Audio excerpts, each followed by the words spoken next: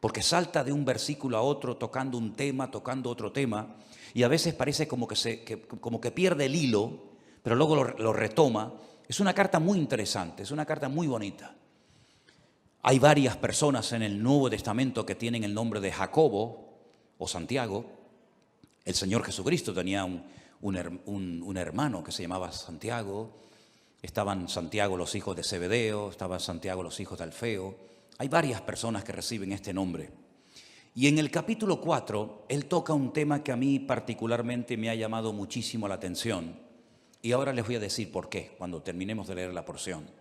En el capítulo 4 de Santiago, desde el versículo 13 en adelante, la palabra de Dios dice así: vamos ahora, los que decís, hoy y mañana iremos a tal ciudad, y estaremos allá un año, y traficaremos, y ganaremos. Cuando no sabéis lo que será mañana, porque ¿qué es vuestra vida? Ciertamente es neblina que se aparece por un poco de tiempo y luego se desvanece. En lugar de lo cual deberíais decir, si el Señor quiere, viviremos y haremos esto o aquello. Pero ahora os jactáis en vuestras soberbias. Toda jactancia semejante es mala. Y al que sabe hacer lo bueno y no lo hace, le es pecado. ¿Cuántos dicen amén? Si algo creo que todos hemos aprendido en este último año, es que eso de hacer planes a largo plazo, como que ya no va. Ya todo es a corto plazo. Hemos visto que el mundo cambia de un día para otro con una rapidez tremenda. Hemos visto cómo la economía, las familias, las naciones, todo cambia con una rapidez tan brutal que eso, ya digo, de hacer planes a largo plazo, pues como que ya no va con nosotros. En aquellos tiempos de la Biblia en los que se escribió esta carta, el Imperio Romano no paraba de conquistar nuevas tierras. Y cuando conquistaba nuevos territorios, Roma tenía la costumbre de levantar nuevas ciudades y de invitar a la gente alrededor o de otras naciones a que fueran a vivir a esas ciudades. Y muchos judíos iban, porque el Señor les dio a ellos la capacidad de hacer negocios y de ganar dinero. Y muchos judíos iban a esas ciudades recién inauguradas para empezar una vida nueva. Y hacían planes, sobre todo con el objetivo, con la intención de ganar dinero, de hacerse ricos rápidamente, porque montarían el primer negocio de lo que fuera y lógicamente la gente tendría que recurrir a él para comprar lo que fuera. Y Santiago, observando la costumbre que había en aquella época de buscar nuevos territorios, nuevos lugares para empezar una vida nueva y ganar dinero rápidamente, fácilmente, dirige estas palabras específicamente a ese tipo de personas. Esas personas que hacían planes sin consultar con Dios. Esas personas que hacían planes a largo plazo y no metían a Dios en sus planes, sino que tenían como una especie de agenda, pero Dios no aparecía por ninguna parte. Y hay una clarísima advertencia para nosotros los creyentes hoy en día acerca de no hacer planes a largo plazo, porque es perder el tiempo y sobre todo cuando no consultamos con Dios podemos correr graves peligros. ¿Qué es la vida? Es el título del mensaje de hoy. Santiago dice que la vida es como una neblina que aparece por un poco de tiempo y cuando te das cuenta se ha desvanecido y se ha ido para siempre. La semana pasada fui a un tanatorio a darle la despedida a un hermano mucho más joven que yo, que tuvimos la oportunidad de conocerlo con 14 años y llevarlo a los pies de Cristo, y por un tumor que tenía en su cabeza, pues ya en este momento no está entre nosotros, sino que está en la presencia del Señor. Y algunos de ustedes lo conocieron, porque durante algún tiempo fue el batería de esta congregación, de esta iglesia, nuestro hermano Santi, que partía a la presencia del Señor la semana pasada. Y uno dice, Señor, una persona joven, una persona tan noble, ya no está entre nosotros, ¿verdad? La última vez que lo vi, me lo encontré en un centro comercial junto con su esposa. Nos saludamos y me pidió allí en el pasillo de ese centro comercial que orara por él. Y esa fue la última vez que lo vi. Y la próxima vez cuando supe algo de él es que ya no estaba entre nosotros. Y uno se queda como sorprendido, ¿verdad? Lo rápido que le pasó la vida a este hermano. Pero esta semana, una hermana desde Bélgica, un matrimonio precioso con su niño, que han viajado en varias ocasiones con nosotros a Israel, me mandaba un WhatsApp pidiéndome oración por su marido, que necesitaba urgentemente un milagro en su vida. Lo llamé, él está en el hospital, o estaba en el hospital, hicimos una videollamada, nos vimos y le han diagnosticado un cáncer y le han dado 3 meses de vida. Un hermano que fue al médico, se encontraba mal y el médico le dijo, esto es lo que tienes y no hay nada que hacer. Y pensando en todo esto, leyendo estos versículos, yo decía, Señor, hacer planes hoy en día a largo plazo, ¿para qué sirve? Si capaz que hoy es el último culto que estamos aquí. ¿Quién sabe lo que nos depara la vida? ¿Quién sabe cuánto tiempo nos queda? ¿Quién sabe si algunos de los que están aquí tal vez no llegaremos a fin de año? Solamente Dios lo sabe. Él es el que da la vida y el que la quita cuando quiere y como quiere. Y muchas veces observo a creyentes cómo oran, cómo organizan su vida, y me doy cuenta de que sin darnos cuenta podemos caer en el error de hacer planes y proyectos y llenar la agenda con actividades. Pero, por supuesto, si Dios quiere, llevaremos a cabo esos planes, porque si Dios dice no, por más que nos empeñemos, no tiene ningún sentido. Estaba leyendo algunos versículos donde Pablo abre su corazón, por ejemplo, a los hermanos de la iglesia de Corinto y les cuenta sus planes y les dice, voy a ir aquí, voy a ir allá y quiero hacer esto y quiero hacer aquello. Y hay un momento en la carta de Pablo a los Corintios que les dice, iré pronto a vosotros si el Señor quiere. Me impactó mucho esa forma de hablar de Pablo. Yo iré pronto a vosotros, pero siempre y cuando el Señor quiera. Primera de Corintios 4:19. Más adelante en la misma carta dice, porque no quiero veros ahora de paso, pues espero estar con vosotros algún tiempo, si el Señor lo permite. Primera de Corintios 16:7. Un varón de Dios, un hombre con unos dones y unas habilidades ministeriales tremendas, pero él sabía perfectamente que si el Señor no permitía, si el Señor no quería que fuera a Corinto, a Macedonia, a Éfeso, a donde fuera, no iba a ir por muchos planes que tuviera. Y esa es la mentalidad con la que nosotros tenemos que movernos hoy en día. No vamos a hacer planes sin consultar con Dios, porque ya el Señor nos ha demostrado clarísimamente que la vida es muy corta y que eso de hacer planes a largo plazo no tiene ningún sentido. Eso no significa de que vamos a vivir muertos de miedo. Eso no significa de que vamos a estar inactivos y con una inseguridad constante y permanente en nuestra vida, ni muchísimo menos. El miedo no es de Dios. La inactividad no es la voluntad de Dios para nadie. Y vivir con inseguridad constante y permanente, menos todavía.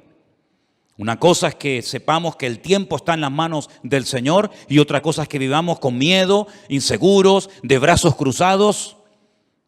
Nada que ver en absoluto. El futuro no está en nuestras manos. No controlamos el factor tiempo. ¿Saben ustedes, hermanos, que hay 533 versículos en la Biblia que hablan acerca de la importancia del tiempo? 533 versículos. Y hay un capítulo casi entero que es el famoso capítulo 3 del libro de Eclesiastés, donde en 29 ocasiones diferentes Salomón utiliza la palabra et, que es la palabra tiempo. Y él dice que en la vida tenemos que mentalizarnos, estar preparados y reconocer que en la vida hay tiempo prácticamente para todo. Tiempo para morir, tiempo para vivir, para morir, tiempo para sembrar, tiempo para cosechar, tiempo para reír y pasarlo bien y tiempo también para llorar. Y él habla en 29 ocasiones de distintas circunstancias o situaciones en la vida en las que nos vamos a encontrar, porque prácticamente tendremos tiempo para todo. Me llama mucho la atención que Pablo le da mucha importancia al factor del tiempo y llega a decir, aprovechar bien el tiempo, porque los días son malos. También Salomón en esos proverbios tantos que escribió, hay uno que aprendí hace muchos años que es el 27:1, que dice, no os jactéis del día de mañana, porque no sabes qué traerá de sí el día. No te jactes, como diciendo, bueno, yo controlo el presente, el mañana y el pasado mañana. No te jactes, no hables así, porque tú no sabes lo que va a traer el mañana. El mismo Señor Jesucristo nos enseñó en el Sermón del Monte que no tenemos que estar afanados ni preocupados por el día de mañana, sino que basta a cada día su propio afán. ¿Cuántos dicen amén? Estamos viviendo estos días con mucha expectativa y viendo a ver qué es lo que termina de suceder en este país de Kabul, de Afganistán, cuya capital es Kabul, ¿verdad? Donde hay una especie de calma tensa. Cualquier cosa puede ocurrir en cualquier momento. Fíjense la cantidad de miles y de miles de personas que están desesperadas, tratando de salir como sea de ese infierno. Y creo que fue ayer o antes de ayer, un terrorista suicida se metió en medio de esa multitud y se explotó y murieron 170 personas. Personas que jamás en la vida se les hubiera ocurrido que estando en aquel lugar esperando un avión, una salida, ese iba a ser el último día de su vida. Incluso algunos soldados que estaban ya a punto de salir para su país también perdieron la vida. No somos dueños de la vida. No somos dueños del mañana. Y por eso cada uno de nosotros tenemos que partir de la base de que lo que tengamos que hacer, hágalo pronto, antes de que sea demasiado tarde. También Salomón, que era un hombre que reflexionaba y meditaba sobre tantas cosas, en su libro de Eclesiastés dijo, acuérdate de tu Creador antes de que vengan los días malos, antes de que pierdas la visión, antes de que vengan los dolores, antes de que te quedes ciego, antes de que te vengan los problemas y de la vida, antes de todo eso, acuérdate de tu Creador en los días de tu juventud. ¿Tenemos al Señor presente en nuestros planes y en nuestros proyectos? Una vez escuché una entrevista que le hacían a un famoso cantante, donde decía que tenía su agenda llena para los próximos 5 o 6 años, si no recuerdo mal. Tener la agenda llena para los próximos 5 o 6 años. Y después vino el COVID y todo eso y seguramente su agenda la tuvo que tirar a la basura.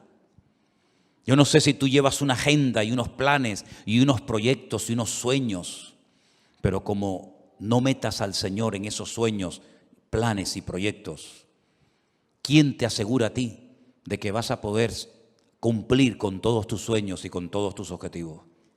Por eso siempre le digo a la gente, ¿has orado y has consultado con Dios lo que has decidido hacer? ¿O simplemente te has limitado a informar a tus padres, informar a la iglesia, informar a Dios de lo que tú ya en tu corazón has decidido hacer? Esa es una mala costumbre.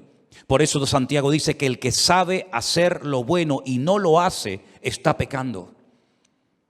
Y pecamos cuando informamos a Dios de los planes que ya hemos decidido llevar a cabo. Esa no es la actitud de un cristiano maduro. La actitud de un cristiano maduro que quiere agradar a Dios tiene que ser, Señor, esta es tu voluntad. ¿Quieres que haga esto? ¿Quieres que me dedique a esto? ¿Quieres que me quede aquí? ¿Quieres que me vaya para allá? En otras palabras, Señor, no quiero forzar circunstancias. No quiero que respaldes mis planes si no coinciden con tus planes. Que no se haga nunca nuestra voluntad, sino la de Dios en nuestras vidas. ¿Cuántos dicen amén? La vida se pasa volando. Curiosamente, el otro día Miriam estaba así como un poco mosqueada porque no le hace gracia cumplir 25 años. ¡Oh, qué tragedia! 25 años. Qué tremendo, ¿no? Si nos miramos a nosotros mismos, por lo menos en mi caso, no sé en el vuestro, a mí la vida se me ha pasado volando. Ni me he enterado, pero aquí estoy, aquí he llegado. Pero tal vez por la actividad, tal vez porque hemos estado siempre metidos en las cosas del Señor y no hemos tenido prácticamente tiempo para aburrirnos. La vida pasa tan rápidamente que ahora te paras y dices, Señor, me queda menos de lo que ya he vivido. Incluso en el ministerio, a menos que Dios te dé una fuerza de un toro, lógicamente siempre le queda a uno menos vida de la que ya ha vivido cuando uno llega a ciertas edades, ¿verdad?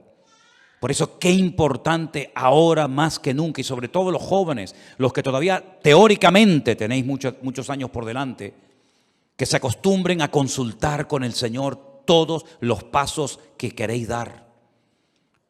Porque nadie de nosotros está vacunado en contra de errores, en contra de equivocarnos, sino más bien todo lo contrario. Yo recuerdo pasajes en la Biblia que me han hecho reflexionar mucho, como por ejemplo un día cuando el rey David le comenta al profeta Natán que tiene en su corazón el plan, el proyecto, la idea de construirle una casa a Dios, un templo. Y llega el profeta Natán y le dice, haz todo lo que pongas, lo que sientas en tu corazón, porque Dios está contigo. Y al día siguiente tiene que llegar y decirle, Dios te dice que tú no puedes construir ese templo, sino tu hijo lo hará. ¿Qué había de malo en construir una casa, un templo a Dios? Nada. Pero los planes de Dios no eran que David fuera el que construyera el templo, sino su hijo. Para él su sueño en la vida era construirle un templo al Señor. Además, ya estaban todos los enemigos prácticamente sometidos, derrotados. Todos pagaban impuestos. Había paz en el país, todas las fronteras estaban bien seguras. Era el momento idóneo para comenzar a construir ese templo. Pero el Señor dijo no. Y él se murió con ese anhelo en su corazón de construir esa casa, ese templo al Señor.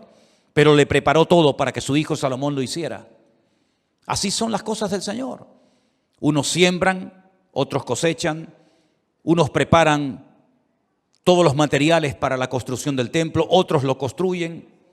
Cada uno de nosotros tenemos que consultarle al Señor si lo que estamos haciendo con la única vida que tendremos, que es esta, porque con la otra vida no contamos en el sentido de que allí no vamos a mandar nosotros, pero con la única vida que nosotros podemos tener un mínimo de voluntad, tenemos que acostumbrarnos a someter todo absolutamente a Dios, para no perder el tiempo, para no encariñarnos, para no entusiasmarnos con cosas, con planes, con lugares, con personas que al fin y al cabo no entraban dentro de los planes de Dios.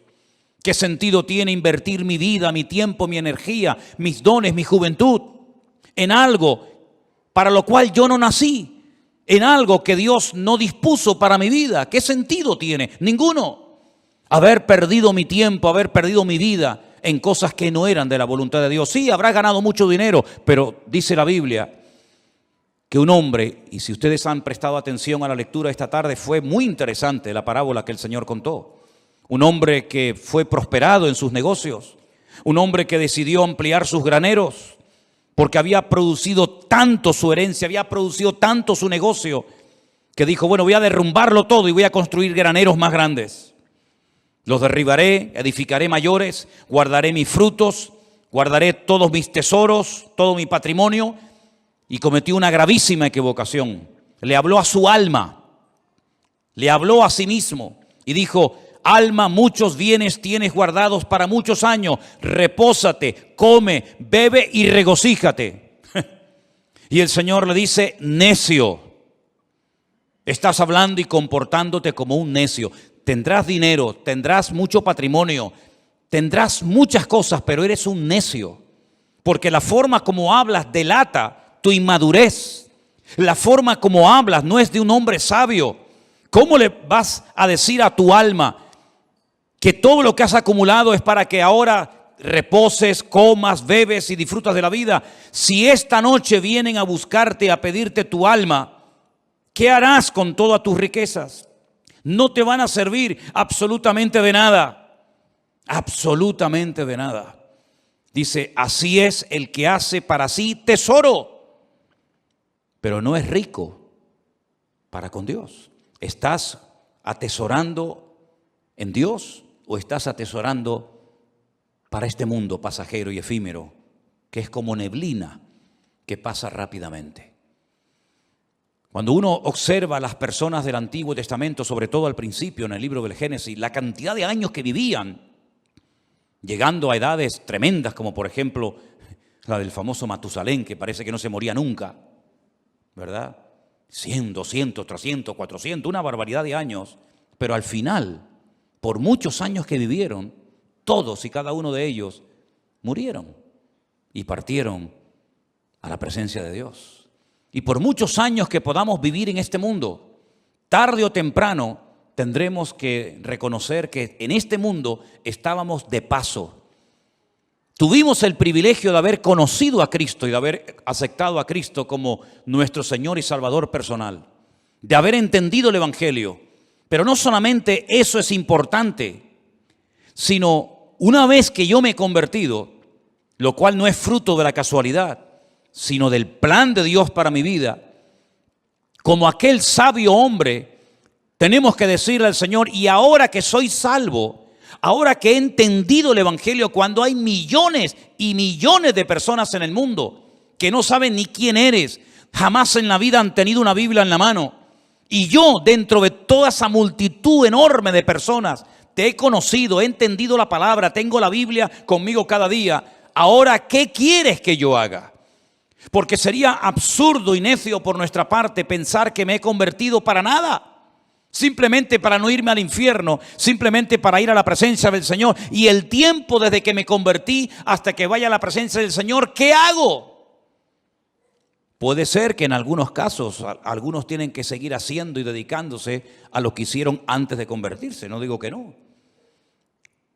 Pero por ejemplo el apóstol Pablo o Saulo de Tarso, recién convertido, tuvo el valor de preguntarle al Señor, ¿qué quieres que haga? Porque teóricamente, lo humanamente, lo lógico hubiera sido volver a Jerusalén, contarle a los que te enviaron que tuviste una experiencia que te cambió la vida y seguir con tu tradición, con tu ley, con tu mundo de rabino, etcétera, etcétera. Pero fue valiente y se atrevió a decirle a Dios, ¿y ahora qué quieres que haga? Y el Señor le dijo, entra en la ciudad y se te dirá lo que debes de hacer. No le habló un ángel, no le habló Dios con una voz audible revelándole el plan para su vida, pero Dios utilizó a un hombre fiel que estaba viviendo en aquella ciudad que se llamaba Ananías. Y Ananías fue, oró por él y le dijo, hermano Saulo, esto y esto es lo que Dios quiere que hagas con tu vida. ¿Tú has tenido esa segunda experiencia? ¿O has tenido solamente la experiencia de haber nacido de nuevo? Gloria a Dios por ella. ¿O has tenido la segunda experiencia de decir, no solamente me convertí, sino que además esperé en el Señor y el Señor me reveló cuál era su voluntad para mi vida? Yo sí la tuve, tanto la primera como la segunda. Le dije una noche al Señor, muy joven, ¿qué quieres hacer con mi vida? Y Él puso en mi corazón y las puertas se me abrieron y las circunstancias se dieron para que yo me preparara. Y en los últimos 40 años de mi vida he estado sirviendo a Cristo, lo cual ha sido la mejor decisión que he tomado en toda mi vida. Y lo que lamento es que no podré tener tal vez otros 40, 50 o 60 años sirviendo al Señor, porque hay tanto por hacer. Hay tantas vidas que aún no han conocido a Cristo. Hay tanta palabra que aún queda por enseñar. Pero gloria al Señor que en la Biblia vemos que uno moría y Dios automáticamente levantaba a otro. Me imagino que para el pueblo de Israel habrá sido una tragedia, una pérdida tremenda el haber perdido a Moisés, porque además ni pudieron enterrarlo, porque se fue una mañana a orar al monte y nunca más volvió, porque dice que Dios lo enterró y nadie sabe dónde Dios lo metió. Y me imagino que algunos habrán dicho, ¿y ahora qué hacemos? El Señor levantó a otro hombre llamado Josué. Amén, hermanos. Y Josué terminó la tarea que Moisés no pudo acabar, que era la de introducir al pueblo de Israel en la tierra prometida y después distribuir la tierra proporcionalmente a todas y a cada una de las tribus de las familias. Y cuando muere Elías, aquel hombre valiente, aquel hombre que Dios usó tanto, alguien habrá dicho, bueno, ¿y ahora? ¿Ahora cómo Dios nos va a hablar si no hay nadie? Claro que había alguien. Dios levantó a un Eliseo. La tragedia fue que cuando murió Eliseo no hubo otro que se levantara como él. Y hoy en día tenemos que partir de la base de que nos complementamos los unos a los otros. Y uno llega hasta un punto y el otro sigue de ese punto al siguiente y así sucesivamente. Y tenemos que pedirle al Señor, Señor, ¿para qué me has traído a este país? ¿Para qué me has traído a esta iglesia? ¿Por qué he conocido este ministerio?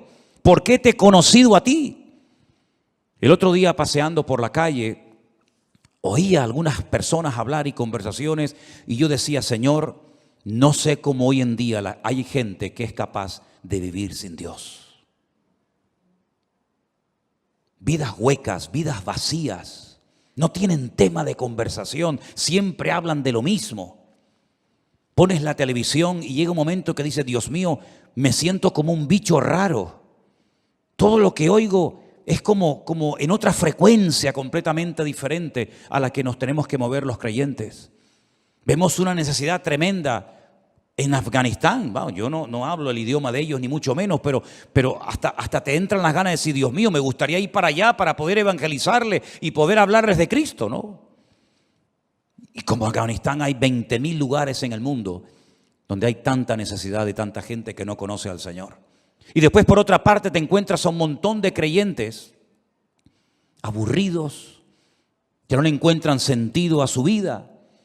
Creyentes que pasan los días, las semanas, los meses y los años, y cuando no le duele aquí, le duele allá, y cuando no le duele allá, le duele por allá, y siempre soy yo, mi necesidad, mi economía, mi dolor, mi artrosis, mi artritis, mi no sé qué. Y yo digo, pero Dios mío, ¿cuándo nos vamos a dar cuenta de que no estamos en esta vida para perder el tiempo?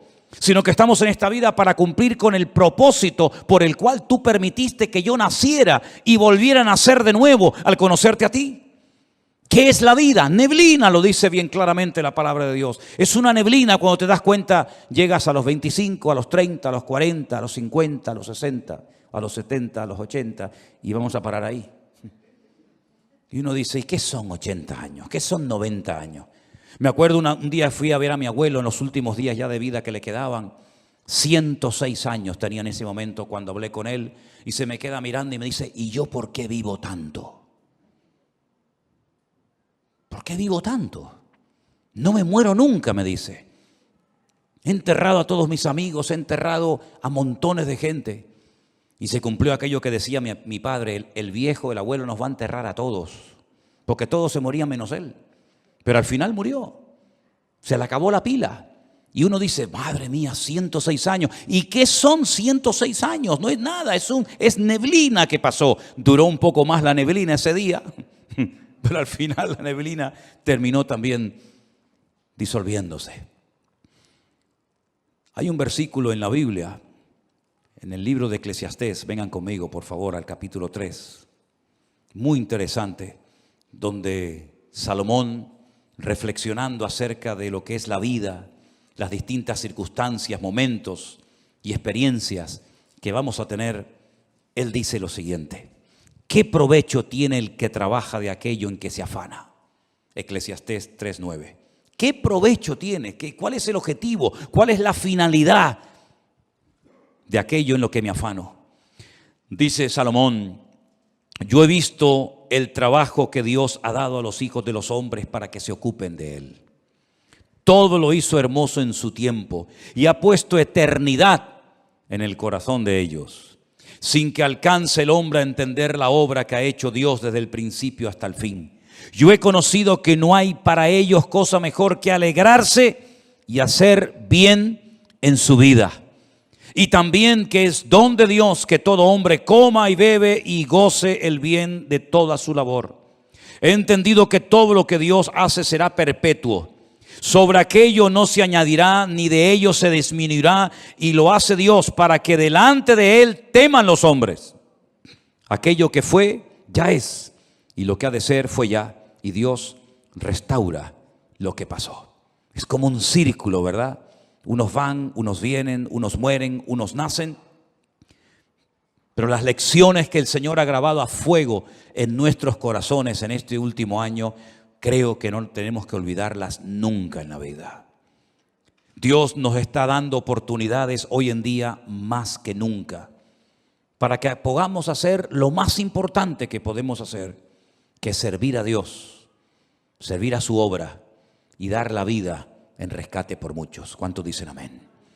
Nadie de los que están aquí en esta tarde que ha conocido el Evangelio tiene por qué sentirse inútil, que no sirve para nada, que no está capacitado, que no sabe. Déjense de excusas, hermanos. Todos y cada uno de los que estamos aquí hemos sido llamados específicamente por el Señor. Primero para que le conociéramos a Él. Pero ya le conoces, ya está, gloria a Dios. Ahora cada día nos esforzamos, leemos la palabra, estudiamos, oramos, nos congregamos. Eso es normal en la vida de cualquier creyente, el crecimiento, el desarrollo, la madurez, ¿verdad? Pero la actividad propia de cada miembro es insustituible. Nadie puede ocupar tu lugar en el cuerpo, porque cada uno de nosotros tenemos una función que cumplir. Y la Biblia dice que una iglesia sana es cuando cada miembro reconoce para qué está en ese cuerpo, cuál es su función y cuál no es su función. A veces veo gente que se quiere dedicar a lo que Dios no lo ha capacitado, en vez de dedicarse y ocuparse a lo que Dios sí le ha capacitado. No tienen que imitar a nadie, no tienen que frustrarse diciendo, a mí me gustaría cantar o predicar o hacer o ser como aquella otra persona. No, porque no es así como tenemos que movernos en el reino. Tenemos que decirle al Señor, Señor, ¿cuál es mi función? Y dice la Biblia que hay miembros en el cuerpo que parece que no sirven para nada, pero a la hora de la verdad son a veces los más necesarios. Y hoy en día necesitamos un ejército de hombres y mujeres que pasen tiempo orando a Dios. Hay tantas necesidades. Una de las cosas que más me golpea el alma cada día es cuando recibimos cientos de peticiones de auténticas tragedias. De niños que se están muriendo, de familias destrozadas, de gente que le han diagnosticado un cáncer, de gente que se encuentra, y es todos los días, peticiones y peticiones y peticiones. Y necesitamos un ejército de personas que tomen conciencia de la realidad del mundo espiritual. El mundo espiritual está cambiando de una forma galopante, tremenda. Y espero equivocarme en lo que voy a decir.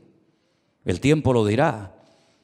Pero probablemente cambios aún más brutales, más bruscos que los que hemos experimentado en este último año están en el horizonte. Desde hace años, simplemente para ponerles un pequeño ejemplo, desde hace años Israel viene advirtiendo al mundo del peligro de que una nación árabe se haga con armas atómicas. No hay ninguna nación árabe hoy en día en el mundo que disponga de armamento nuclear, ninguna. Pero hay una que Israel viene años diciendo están preparándose para tener su armamento nuclear, y me refiero concretamente a Irán, la antigua Persia. El Estado Mayor del Ejército de Israel acaba de anunciar hace unos días algo que muchas veces no aparece en los medios de comunicación, que en menos de 2 meses se calcula que Irán ya puede tener su armamento nuclear preparado y dispuesto. ¿No les ha sorprendido la velocidad y lo rápido con lo que están saliendo los soldados norteamericanos, por ejemplo, de Afganistán, donde han estado 20 años? ¿Por qué tanta prisa? ¿Por qué tanto apuro? Parece que hay que salir ya. ¿No lo podían haber hecho hace años de una forma más escalonada, mejor organizada? ¿Por qué tanto a prisa?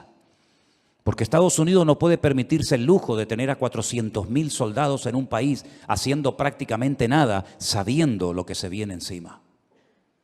Israel se está preparando para atacar Irán. No puede esperar que Irán le ataque, porque si Irán le ataca, lo destruye. Israel tiene que pegar primero para no ser destruida. Si en los próximos meses, como se comenta,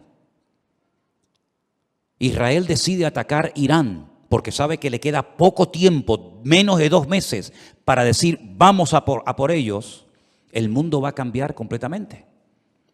Por eso cuando veo a creyentes hablando de vanidades, de modas, de cosas ridículas y absurdas, yo digo, pero no son conscientes de la que se nos viene encima. Si este hecho, que espero que se dilate en el tiempo, se va a llevar a cabo en los próximos meses, nuestra vida va a cambiar para siempre. Y puede ser el inicio perfectamente de una tercera guerra mundial, donde se van a utilizar una serie de armas que no se han utilizado jamás, y donde los bloques bien posicionados, los chinos, los rusos, los árabes, Occidente, Oriente, ya cada uno sabe dónde colocarse y qué fichas mover en el tablero. Por eso lo que tengamos que hacer, queridos hermanos, vamos a hacerlo pronto, porque el tiempo se acorta y no hay tiempo que perder. Y la palabra del Señor nos enseña que Cristo viene pronto, pero antes de que el Señor venga, dará un tiempo de gracia para que el hombre conozca el Evangelio. Pero dice, ¿cómo creerán si no hay quien les predique? No tenemos que decir que no ha habido personas que se han convertido, vamos a decir, entre comillas, solas. Sí, hay algún caso por ahí, sí. Alguna persona que se compra una Biblia, que viene a una iglesia, sí, pero son los menos. El sistema de Dios es que la iglesia se ponga las pilas y predique el Evangelio a tiempo y fuera de tiempo. Y la Biblia dice que antes de la venida del Señor habrán una serie de señales que ya se están dando y que probablemente muchos de nosotros las veamos y por lo tanto ya no hay tiempo que perder. Sé sabio con la utilización de tus recursos económicos. Sé sabio con tu tiempo. Organízate de tal manera de que tengas tiempo para estudiar las profecías, para prepararte, para servir al Señor. Y mira, y cualquiera, sea pastor o no sea pastor, lleves un año, lleves poco tiempo, cualquiera puede ir a una librería cristiana, comprar 100, 200 Nuevos Testamentos, Biblias, y salir por el barrio un día y regalárselas a esos jóvenes que están ahí en la calle, o al señor que está en el bar que saludas todos los días. Cualquiera de nosotros puede acercarse a una persona y decirle, oye, mira, quiero regalarte algo que te va a venir muy bien, un libro, una Biblia, un Nuevo Testamento, invitarlo un día al culto, darle una tarjeta, que hay cientos de tarjetas todavía por ahí sin repartir, donde aparece la página web de la iglesia, los canales de Facebook y de YouTube, para que puedan escuchar la palabra de Dios. ¿Sabes cuántas miles? Y ya puedo hablar de miles, ¿Sabes cuántas miles de personas viendo las redes sociales se han reconciliado con el Señor y han conocido a Cristo como su Señor y Salvador personal en este último año? Es incontable el número. Es incontable. Me decía uno de los colaboradores que tenemos en Centroamérica, en Costa Rica, y dice, pastor, es imposible controlar esto, perdimos el control. Ya ni siquiera los grupos de WhatsApp nos sirven, porque ya hemos llegado a un límite en el que ya ahora tenemos que comenzar a meter a la gente en otros sistemas, porque ya el WhatsApp se nos ha quedado corto. Cientos y cientos y cientos y cientos, miles de personas. Me decía Priscila el otro día, que es una de las que atiende los correos, un promedio de 100 y pico correos cada día, ¿sí o no? Necesidades, peticiones, vengan para aquí, queremos bautizarnos, queremos casarnos, queremos abrir una iglesia, queremos que nos visiten todos los días. Por eso, mis queridos hermanos, no hay tiempo que perder. ¿Qué es la vida? Es neblina que se pasa, pero mientras estemos con vida, podemos ser útiles en las manos de nuestro Dios. Si usted se quiere dedicar a sus cosas sin tener en cuenta al Señor, sin meter al Señor en su agenda, Dios le bendiga. Pero necesitamos urgentemente de hombres y de mujeres que se tomen en serio este tiempo y que sepan que queda poco tiempo. Ya sé que es como un tópico, ¿no? La iglesia viene diciendo, los predicadores, los pastores, venimos diciendo hace años que queda poco tiempo, pero hermanos, hay que ser ciego, hay que ser una piedra para no darse cuenta de que nuestro mundo se está cayendo a pedazos. Cualquier momento que pongas la televisión te das cuenta de que el mundo está perdido. Sodoma y Gomorra está por todas partes. Las presiones, las tentaciones, la manipulación, etcétera, etcétera, que está viendo en nuestro tiempo, jamás en la historia lo habíamos vivido. De hecho, hasta la gente, si se han dado cuenta, hasta la gente ha cambiado. Yo hablo con gente prácticamente cada día y noto que la gente ha cambiado. Antes podías dialogar, hasta discutir de religión, discutir de Dios, discutir de Biblia, pero están como cauterizados, como robotizados. Ni sienten ni padecen. Antes discutías que si los católicos, que si los evangélicos,